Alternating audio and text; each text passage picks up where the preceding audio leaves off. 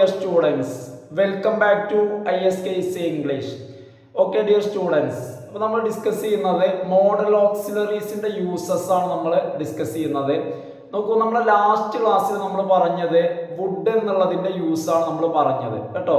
അപ്പോൾ ഇന്ന് നമ്മൾ ഡിസ്കസ് ചെയ്യുന്നത്, ഇന്നത്തെ ക്ലാസ്സിൽ നമ്മൾ ഡിസ്കസ് ചെയ്യുന്നത് മേ എന്നുള്ളതിന്റെ, അപ്പോൾ നമുക്കറിയാവുന്ന കാര്യമാണ് മേ എന്നുള്ളതും അതുപോലെ തന്നെ മേ എന്നുള്ളതിന്റെ പാസ്റ്റ് ആയിട്ടുള്ള മൈറ്റ്.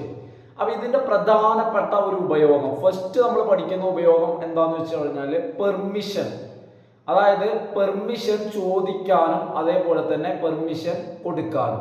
അപ്പോൾ ഓക്കെ, നമുക്ക് നമ്മളെ ഫസ്റ്റ് ക്വസ്റ്റ്യൻ, നമ്മളെ ഫസ്റ്റ് യൂസ് നമ്മൾ പറഞ്ഞ ക്വസ്റ്റ്യൻ ഇതാണ്, യൂസസ് ഓഫ് മേ അല്ലെ, മേ എന്നുള്ള മോഡൽ ഓക്സിലറിയുടെ യൂസ്. അപ്പോൾ നമുക്ക് ഫസ്റ്റ് വരുന്നത് ടു എക്സ്പ്രസ് പെർമിഷൻ. അപ്പോൾ നമ്മൾ പറഞ്ഞ പോലെ തന്നെ നമ്മുടെ ഫസ്റ്റ് യൂസ് എന്ന് വെച്ച് കഴിഞ്ഞാൽ പെർമിഷൻ എന്നുള്ളതാണ്, അതായത് അനുവാദം, അനുവാദം ചോദിക്കുക, അനുവാദം കൊടുക്കുക. അപ്പോൾ നോക്കൂ എക്സാമ്പിൾ കേട്ടോ, may I use your notebook, അനുവാദം ചോദിക്കുകയാണ്. May I use your notebook, അതായത് ഞാൻ നിങ്ങളുടെ നോട്ട് പുസ്തകം എടുത്തോട്ടെ. എങ്ങനെ അനുവാദം കൊടുക്കുക? Yes you may. അപ്പൊ മറുപടിക്ക് അത്ര പറഞ്ഞാൽ മതി, മറുപടി കംപ്ലീറ്റ് ആക്കി പറയണമെന്നില്ല. നോക്കൂ, may I use your notebook, yes you may. You may use എന്ന് പറയേണ്ട കാര്യമില്ല, you may use my notebook എന്ന് പറയേണ്ട, യെസ് യു മേ.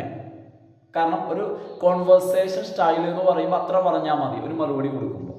അതുപോലെ മറ്റൊരു കാര്യം ചോദിക്കുകയാണ്, may I help, may I help you, എനിക്ക് നിങ്ങളെ സഹായിക്കാമോ, മേ ഐ ഹെൽപ്പ് യു. അടുത്തത് ടു എക്സ്പ്രസ് പോസിബിലിറ്റി എന്നുള്ളതാണ്, സാധ്യത. ടു എക്സ്പ്രസ് പോസിബിലിറ്റി, നോക്കൂ, he may come this year, ഈ വർഷം അവൻ വരാം, സാധ്യത പറയാം. സാധാരണ നമ്മൾ പോസിബിലിറ്റി പറയാൻ വേണ്ടിയിട്ട് ഉപയോഗിക്കുന്നത് ഏതാ? ക്യാൻ എന്നുള്ളതും കുഡ് എന്നുള്ളതുമാണ് സാധാരണ നമ്മൾ ഉപയോഗിക്കാറ് അല്ലേ. അതായത് പോസിബിലിറ്റി പറയാൻ വേണ്ടിയിട്ട് നമ്മൾ ക്യാൻ ഉപയോഗിക്കാറുണ്ട്. അതുപോലെ തന്നെ പോസിബിലിറ്റി പറയാൻ വേണ്ടിയിട്ട് മേ എന്നുള്ളത്. He may come this year. മറ്റൊരു എക്സാമ്പിൾ ആണ്, he may be happy to hear about your victory. സാധ്യത പറയാണ്, നിന്റെ വിജയത്തെക്കുറിച്ച് കേൾക്കുമ്പോൾ അവൻ സന്തോഷിക്കാം, സാധ്യത അല്ലെ. He may be happy, he may be happy, അവൻ ഹാപ്പി ആവാം. ഹി മേ ബി ഹാപ്പി എപ്പോ? When to hear about your victory, to hear about your victory, നിന്റെ വിജയത്തെക്കുറിച്ച് കേൾക്കുമ്പോൾ ഹി മേ ബി ഹാപ്പി. അവിടെ ബി എന്നുള്ളത് വെർബ് ഫോം ആണ് കേട്ടോ, വെർബാണ്. അടുത്തത് ടു എക്സ്പ്രസ് എ വിഷ്, ഒരു ആഗ്രഹം എക്സ്പ്രസ് ചെയ്യുക, ഒരു വിഷ് എക്സ്പ്രസ് ചെയ്യുന്നതിന് വേണ്ടി മറ്റൊരാളോട്. എങ്ങനെയാണ് നമ്മൾ വിഷ് ചെയ്യുക? Example, may all your dreams come true, നിങ്ങളുടെ എല്ലാ സ്വപ്നങ്ങളും സാക്ഷാത്കരിക്കട്ടെ. May all your dreams, may all your dreams come true. അതുപോലെ തന്നെ അടുത്തതാണ്, may God give him the courage to face all troubles, എല്ലാ പ്രശ്നങ്ങളും ഫേസ് ചെയ്യാനുള്ള ധൈര്യം, കറേജ് അവന് ദൈവം നൽകട്ടെ. ഇത് വിഷയമാണ്, അതായത് ഒന്ന് ദൈവം അവന് ധൈര്യം നൽകട്ടെ, മറ്റൊന്ന് സ്വപ്നങ്ങൾ യാഥാർത്ഥ്യമാവട്ടെ അല്ലെങ്കിൽ സ്വപ്നങ്ങൾ പുലരട്ടെ, രണ്ട് വിഷ്. അതുപോലെ തന്നെ പിന്നെ നമുക്ക് മേ ഉപയോഗിച്ചിട്ട് പർപ്പസ്. എന്താ പർപ്പസ് എന്ന് പറഞ്ഞു കഴിഞ്ഞാൽ? പർപ്പസ് എന്ന് വെച്ച് കഴിഞ്ഞാൽ ഉദ്ദേശം കേട്ടോ. നോക്കൂ, use spectacles, use spectacles so that you may read without any strain. അവിടെ പർപ്പസ് പറയാണ്, സ്പെക്സ് ഉപയോഗിക്കൂ, സ്പെക്ടക്കിൾസ് ഉപയോഗിക്കൂ. അപ്പൊ എന്താണ് അതിന്റെ ലക്ഷ്യം? അതിന്റെ purpose you may read without any strain, എന്നാൽ നിങ്ങൾക്ക് ഒരു സ്ട്രെയിനും കൂടാതെ വായിക്കാം. യു മേ റീഡ്, അതാണ് അതിന്റെ പർപ്പസ്. സ്പെക്ടക്കിൾസ് ഉപയോഗിക്കൂ, അങ്ങനെ so that you may read without any strain, എന്നാൽ നിങ്ങൾക്ക് സ്ട്രെയിൻ കൂടാതെ എന്ത് ചെയ്യാൻ പറ്റും? റീഡ് ചെയ്യാൻ പറ്റും.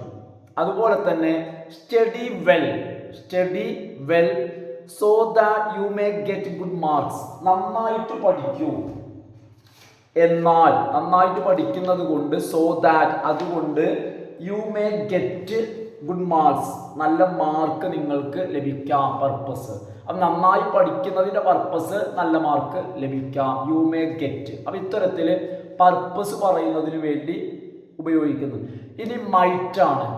മൈറ്റ് എന്നുള്ളത് മേ എന്നുള്ളതിൻ്റെ പാസ്റ്റ് ആണ്. എന്ത് മൈറ്റ് എന്നുള്ളത് മേ എന്നുള്ളതിൻ്റെ പാസ്റ്റ്. ഇപ്പം എല്ലാം അങ്ങനെ തന്നെയാണ്. വില്ലിൻ്റെ പാസ്റ്റ് ആണ് വുഡ്, ഷാളിൻ്റെ പാസ്റ്റ് ഷുഡ്, ക്യാനിൻ്റെ പാസ്റ്റ് കുഡ്. അതുപോലെ മേ എന്നുള്ളതിൻ്റെ പാസ്റ്റ് മൈറ്റ്. അപ്പം എന്താന്ന് വെച്ച് കഴിഞ്ഞാൽ ഇപ്പം നമ്മളിങ്ങനെ ഓരോന്നും ഇങ്ങനെ പാസ്റ്റ് ആണെന്ന് പറയുന്നുണ്ട്. പക്ഷെ അതേ സമയത്ത് ഇവ കോൺവെർസേഷനിൽ വരുമ്പോൾ പാസ്റ്റ് ആണെങ്കിലും ഒന്ന് പ്രസന്റോ അല്ലെങ്കിൽ ഫ്യൂച്ചറോ അത്തരത്തിലായിരിക്കും മീനിങ് വരിക കേട്ടോ. കോൺവെർസേഷനിൽ വരുമ്പോൾ ഇപ്പോൾ would you prefer tea or coffee എന്ന് ചോദിച്ചാൽ കാപ്പിയാണോ ചായ ആണോ ഇഷ്ടപ്പെടുന്നത്, നമ്മളവിടെ പ്രസന്റിലാണ് നമ്മൾ ചോദിക്കേണ്ടത്. കാരണം കോൺവെർസേഷനിൽ വരുമ്പോൾ കേട്ടോ. നോക്കൂ, മൈറ്റ് ഉപയോഗിക്കുന്നത് ഒന്ന് to express doubtful possibility. Doubtful possibility അതായത് ഉറപ്പില്ല. അതായത് നമ്മൾ പിന്നെ മേ എന്നുള്ളത് പോസിബിലിറ്റി പറഞ്ഞിരുന്നു. അപ്പോൾ നമ്മൾ മനസ്സിലാക്കാം മേ എന്നുള്ളതിൻ്റെ അത്ര പോസിബിലിറ്റി ഇല്ലാത്തതാണ്. കുറച്ച് വീക്ക് പോസിബിലിറ്റിയാണ് ഇത് മൈറ്റ്. വീക്ക് പോസിബിലിറ്റി കേട്ടോ. കാരണം നമുക്ക് ഒന്നുകൂടി ഉറപ്പ്, അത് നമ്മൾക്ക് ഒന്നുകൂടി സ്ട്രോങ് ആണ്, വളരെ സാധ്യത ഉണ്ടെങ്കിൽ നമ്മൾ മൈറ്റ് ഉപയോഗിക്കേണ്ട, നമ്മൾ മേ എന്നുള്ളതാണ് ഉപയോഗിക്കണം. ഇതൊരു ഡൗട്ട്ഫുൾ പോസിബിലിറ്റിയാണ്, അവിടെ ഉറപ്പില്ല. നോക്കൂ, നമ്മളെ നാട്ടിൽ ഒരാൾ സ്ഥാനാർത്ഥിയായിട്ട് ഇലക്ഷന് നിന്നു, വലിയ ഉറപ്പില്ല. He might win this election. ഈ എലക്ഷൻ അയാൾ വിജയിക്കാം, വലിയ ഉറപ്പില്ല. He might win the election. അപ്പം ഡൗട്ട്ഫുൾ പോസിബിലിറ്റി. അതേപോലെ തന്നെയാണ് ഹി മൈറ്റ് ഹെൽപ്പ് യു. അപ്പോൾ ഇത്തരത്തിൽ മൈറ്റ് വെച്ച് പറയുമ്പോൾ നമ്മളോടൊരു കാര്യം പറയുന്ന ആൾക്ക് അത്ര ഉറപ്പില്ല കേട്ടോ. ഹി മൈറ്റ് ഹെൽപ്പ് യു, അവൻ നിന്നെ സഹായിക്കാം, അത്ര ഉറപ്പായി പറയല്ല. പിന്നെ രണ്ടാമത്തേത് to express gentle rebuke or to indicate extreme politeness in a conversation. ഒരു സംസാരത്തിൽ എക്സ്ട്രീം പൊളൈറ്റ്നെസ്, ഭയങ്കര പൊളൈറ്റ്നെസ്. അതുപോലെ തന്നെ ഒരു വ്യക്തിയെ ചെറിയതായ രീതിയിൽ, അതായത് വളരെ ജെന്റിലായ രീതിയിൽ നമ്മളൊരു വ്യക്തിയെ ആക്ഷേപിക്കുകയോ അല്ലെങ്കിൽ ഒരു കാര്യം ബോധ്യപ്പെടുത്തി കൊടുക്കുകയോ, ചീത്ത പറയുന്ന അത്ര അങ്ങോട്ട് എക്സ്ട്രീം ലെവലല്ല, വളരെ ജെന്റിലായിട്ട് കേട്ടോ. അതുപോലെ തന്നെ വളരെ മാന്യമായിട്ട് വളരെ പൊളൈറ്റായിട്ട് ഒരു കാര്യം സൂചിപ്പിക്കാം. നോക്കൂ, you might thank me later for pointing out this common error. ഇപ്പൊ പറയാണ്, ഈ ഒരു പൊതുവായിട്ടുള്ള മിസ്റ്റേക്ക് ഞാൻ സൂചിപ്പിക്കുന്നതിന് നീ പിന്നീട് എന്നോട് നന്ദി പറയും. അപ്പൊ നമ്മൾ എന്ത് ചെയ്യാണ്, ഒരു മിസ്റ്റേക്ക് സൂചിപ്പിക്കുകയാണ്, പക്ഷേ ആ സൂചിപ്പിക്കുന്ന രീതി നോക്കണം. അതിൻ്റെ ആ ഒരു എക്സ്ട്രീം പൊളൈറ്റ്നെസ്, വളരെ പൊളൈറ്റായിട്ട് പറയായതുകൊണ്ടാണ് ഇങ്ങനെ പറയുന്നത്. കാരണം ഞാനിപ്പോൾ ഈ കാര്യം പറയുന്നത് ഇപ്പോൾ കുറച്ച് മുഷിപ്പുണ്ടായാലും ലേറ്റർ പിന്നീട് എന്ത് ചെയ്യും, നീ എന്നോട് ഇതിന് നന്ദി പറഞ്ഞേക്കാം. Might, you might thank me. അതുപോലെ തന്നെ if I might make a suggestion, ഞാനൊരു സജഷൻ പറയുകയാണെങ്കിൽ, if I might make a suggestion couldn't we discuss the matter after our meeting. വളരെ പൊളൈറ്റായിട്ട്, അതായത് ഒറ്റയടിക്ക് പറയല്ല, നമുക്ക് ഈ വിഷയം മീറ്റിംഗ് കഴിഞ്ഞ് ചർച്ച ചെയ്യാം, അങ്ങനെയല്ല. അപ്പം എങ്ങനെ പറയുന്നത്, ഞാനൊരു സജഷൻ പറഞ്ഞോട്ടെ, അല്ലെങ്കിൽ ഞാനൊരു നിർദ്ദേശം വെക്കുകയാണെങ്കിൽ, എന്നിട്ടാണ് പറയുന്നത്, വെക്കുകയാണെങ്കിൽ നമുക്ക് ഈ വിഷയം മീറ്റിംഗ് കഴിഞ്ഞിട്ട് ചർച്ച ചെയ്യാം. ഇനി അതുപോലെ തന്നെ നെക്സ്റ്റ് മോഡൽ ഓക്സിലറി ആണ് ഓട്ടിറ്റു. ഓട്ടിറ്റു എന്നുള്ളത് അതായത് ആവേണ്ടതുണ്ട്, ചെയ്യേണ്ടതുണ്ട്, ഈ രീതിയിൽ ഇതാണ് ഇതിൻ്റെ മീനിങ് വരിക കേട്ടോ, ഓട്ടിറ്റു. അപ്പം സാധാരണ നമ്മളിത് ഉപയോഗിക്കുന്നത് കടപ്പാട് പറയാൻ വേണ്ടിയിട്ടാണ് കേട്ടോ. ഓട്ടിറ്റു എന്നുള്ളത് കടപ്പാട്. ഇനി നോക്കൂ, അപ്പോൾ നമുക്കിതിൻ്റെ യൂസസ് നോക്കാം. ഓട്ടിറ്റു എന്നുള്ളത് യൂസ് ചെയ്യുന്നത് ഒന്ന് to express a moral obligation or duty. ഞാനാ പറഞ്ഞത് തന്നെ, മോറൽ ഒബ്ലിഗേഷൻ ഓർ ഡ്യൂട്ടി, ധാർമ്മികമായിട്ടുള്ള നമ്മളുടെ കടമ അല്ലെങ്കിൽ കടപ്പാട്, ധാർമ്മികമായിട്ട്, മോറൽ കേട്ടോ, ഇപ്പോൾ ഒന്ന് example, he ought to help the poor and the old. പാവപ്പെട്ടവരെ, പുവർ ആൻഡ് ഓൾഡ്, വയോധികരായിട്ടുള്ള വൃദ്ധരായിട്ടുള്ളവരെയും പാവപ്പെട്ടവരെയും സഹായിക്കേണ്ടതുണ്ട്. ഇനിയിപ്പോൾ സഹായിച്ചില്ല എന്ന് വെച്ചിട്ട് ആരൊന്നും ചെയ്യില്ല, കാരണം അതൊരു നല്ല കാര്യമാണ്, അങ്ങനെ ചെയ്യേണ്ടതുണ്ട് കേട്ടോ. അടുത്തൊരു example, he ought to help his brother. ഒരാളുടെ സഹോദരൻ കുറച്ച് പരിതാപകരമായ അവസ്ഥയിലാണെങ്കിൽ അയാളോട് മറ്റുള്ളവരോട് പറയാണെന്ത്, അവൻ എന്ത് ചെയ്യേണ്ടതാണ്, ഈ ഒരു സാഹചര്യത്തിൽ he ought to help his brother, അവൻ എന്ത് ചെയ്യേണ്ടതാണ്, ബ്രദറിനെ സഹായിക്കേണ്ടതാണ്. കാരണം ആ ഒരു ബാധ്യത ഉണ്ട് അവന്, കാരണം എന്താ, ബ്രദർ അല്ലേ, അവർ ചെറിയൊരു ബാധ്യത, അതൊരു ഒരു ധാർമ്മികമായിട്ടുള്ളതാണ്, മറ്റൊന്നുമല്ല. കാരണം ആ ഒരു ബ്രദർ ആയതുകൊണ്ടും സാഹചര്യം ഇങ്ങനെ ആയതുകൊണ്ടും he ought to help his brother, ബ്രദറിനെ സഹായിക്കേണ്ടതുണ്ട്.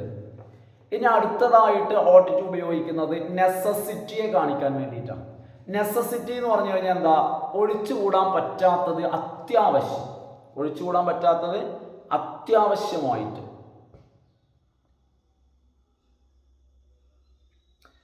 നോക്കൂ, അവൻ നെസസിറ്റിക്ക് എക്സാമ്പിൾ നോക്കൂ, he ought to buy some utensils.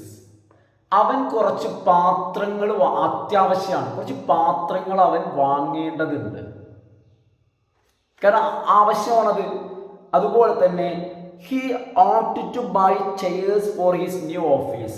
ഇപ്പോൾ ഒരാൾ പുതിയ ഓഫീസൊക്കെ തുടങ്ങാം, അപ്പോൾ അയാൾ പറയാണ്, നമ്മുടെ പുതിയ ഓഫീസിലേക്ക് കുറച്ച് ചെയറുകൾ വാങ്ങേണ്ടതുണ്ട്, അത് ആവശ്യമാണ്. ought to buy chairs for his new office. അടുത്ത പറയുന്നത് if ought to refers to past time, it should be followed by the perfect initiative. അതായത് ഇനി ought to ഉപയോഗിച്ചിട്ട് പാസ്റ്റിനെ കാണിക്കുകയാണെങ്കിൽ, കഴിഞ്ഞുപോയ കാര്യത്തെ പാസ്റ്റിനെ കാണിക്കുകയാണെങ്കിൽ നമ്മളവിടെ പെർഫെക്റ്റ് ഇനീഷ്യേറ്റീവ് ഉപയോഗിക്കണം. Perfect infinitive.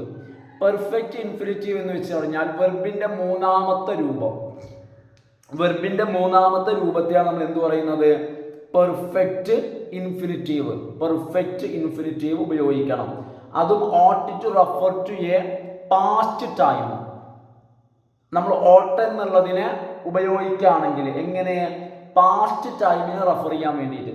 ഇപ്പൊ എക്സാമ്പിൾ പറയുകയാണെങ്കിൽ he ought to have encouraged his sister. അതായത് അവൻ അവൻ്റെ സിസ്റ്ററിനെ എൻകറേജ് ചെയ്യേണ്ടതുണ്ട്. ought to have encouraged his sister. സിസ്റ്ററിനെ എൻകറേജ് ചെയ്യേണ്ടതുണ്ട്. അതുപോലെ തന്നെ he ought not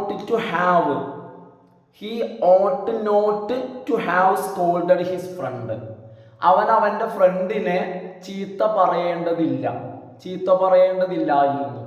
അപ്പൊ ഇവിടെ എന്താന്ന് വെച്ച് കഴിഞ്ഞാൽ ഒന്നാമത്തെ example he ought to have encouraged, അവൻ എൻകറേജ് ചെയ്യേണ്ടതായിരുന്നു. അപ്പൊ ഇവിടെ പാസ്റ്റിലെ കാര്യം. അപ്പൊ എന്താന്ന് വെച്ച് കഴിഞ്ഞാൽ അവൻ എൻകറേജ് ചെയ്തിട്ടില്ല, പക്ഷെ അവൻ ചെയ്യേണ്ടത് ഉണ്ടായിരുന്നു. ought